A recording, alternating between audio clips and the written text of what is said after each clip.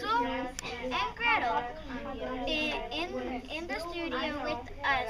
You all remember Hansel and Gretel? They're the kids who were lost in the forest for 3 days. There were with, with their father and stepmother to tell their story. Hooray! Yay for us! Also, also with us today is the witch. Excuse me, but I am not a witch. Do I really look like a witch to you? Well, no. Sure, she's all cleaned up, looking nice and pretty now, but you should have seen her in the forest when we ran into her. And you should have seen her house. It's full of all sorts of strange brews and evil concoctions. Nice, all of it. Yes, well, that's why we're here today. We're going to find out what happened at that fateful day when Hansel and Gretel came upon the Esmeralda in the forest. That it's up to our audience to decide who's telling the truth. I heard you have a kicking, snorting pitfire of a horse. You heard right. Bill's horse is named Widowmaker. That's because no man who rides him lives to tell the tale. Except me, and I ain't married.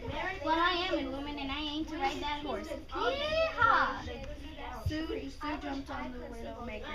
The horse took off like a firecracker in a frying pan.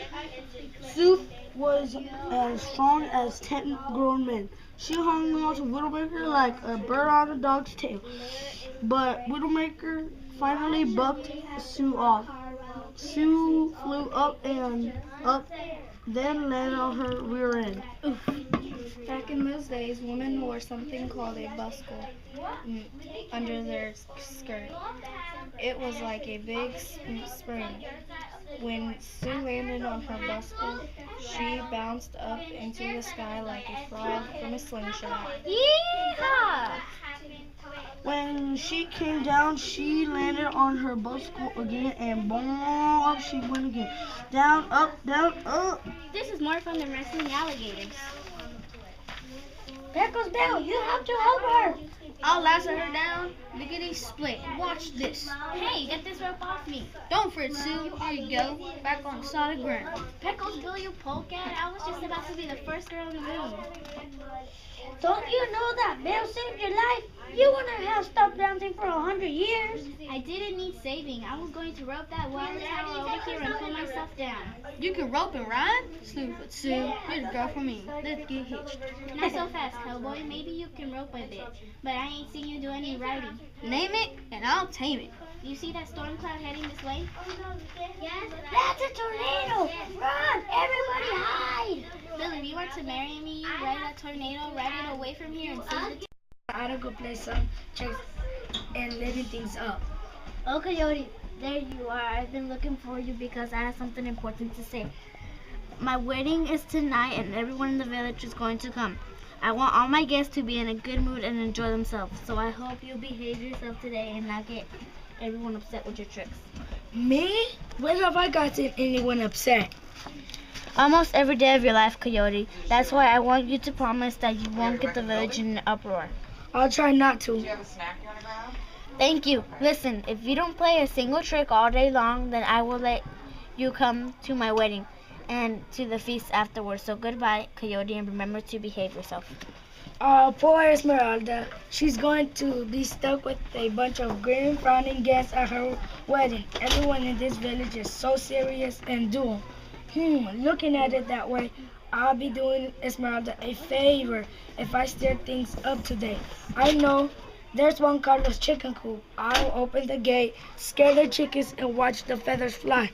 Woohoo! Fly, you silly chickens! Ah!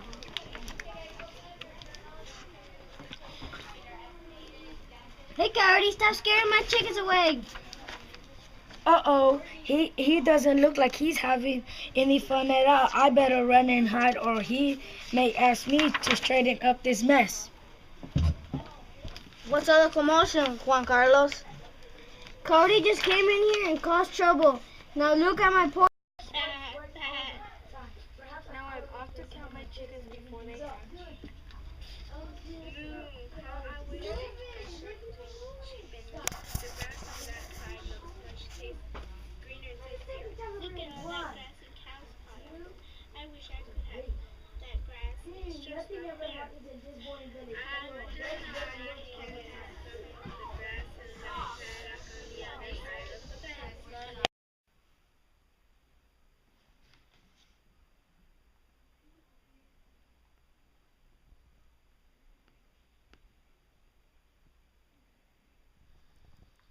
The grass is always greener. Moo, I wish this fence weren't between me and sheep. The grass in sheep's paddock is greener. It looks much tastier than the grass over here. Look at the grass in cow's paddock. Cow always has greener grass than I have. It's just not fair.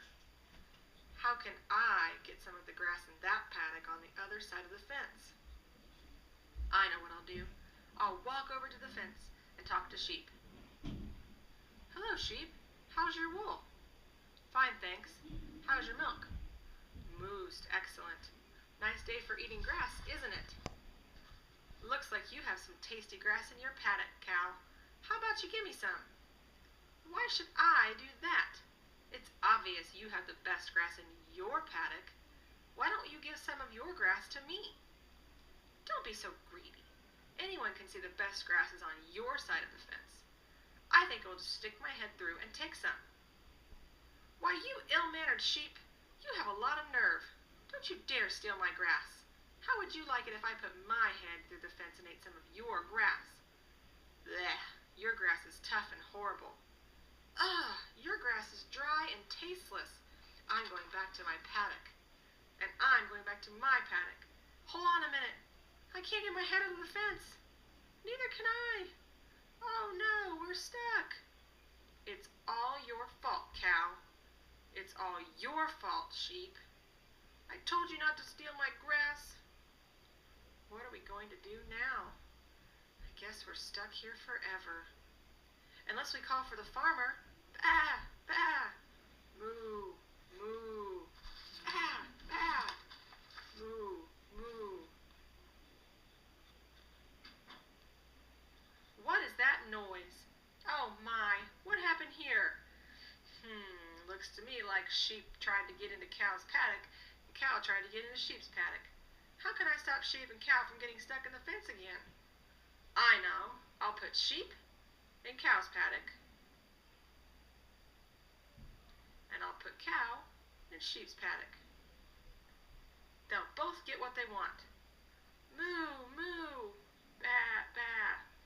Now I'm off to count my chickens before they hatch. Moo. I wish this fence weren't between sheep and me. The grass on that side looks so much greener and tastier. Look at all the grass in cow's paddock. I wish I could have that grass. It's just not fair. I wonder how I can get some of the grass in that paddock on the other side of the fence. The